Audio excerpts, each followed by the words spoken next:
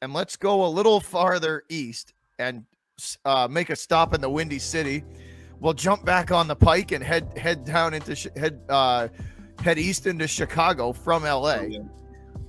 Let's talk about the Bulls' blowout win against the Orlando Magic. They absolutely took this team apart. 123 to 88. It was not even close. There's a couple of things I wanted to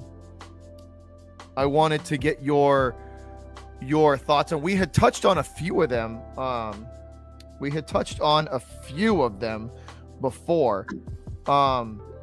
And it's one of them is really starting to come together. The Chicago Bulls bench is really starting to contribute now. They started slow in the season. They started kind of slow to when the season began, but 35 Kobe White 35 points off the bench. Yeah, unbelievable. I mean, you look at this, it's like the Bulls finally have something that a lot of teams do not have, and that's depth. They remind me, and this is a little bit, optimistic or whatever, but they remind me a little bit of the Raptors in 2019, where you could go to the bench and still get like 30 points from some of these guys. And the way I would say is Kobe White has the skill, the potential, and the just the overall skill to be a really good, not a star maybe, but like a really good starting point guard in this NBA. And the Bulls decided, we're going to keep him obviously because we drafted him, but we're going to invest in Lonzo Ball. So someday Kobe White probably won't be. It'll be kind of like a Terry Rozier situation where he kind of like gets out of there and goes somewhere else, signs a decent deal and ends up being that team's starter.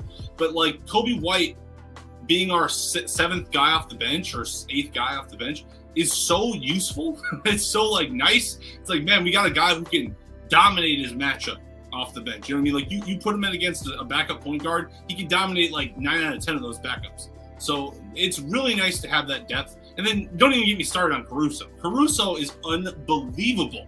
Like just unbelievable. Like to me, Alex Caruso was one of the biggest pickups for you guys. Well, this guy is stealing like four steals a game. It's unbelievable. It's like, dude, like if people knew you'd be this good, they would have offered you way more than what we gave. We gave him like what, $12-15 million a year or something like that. I think 12. I think 12. Yeah, 12. I think. Man.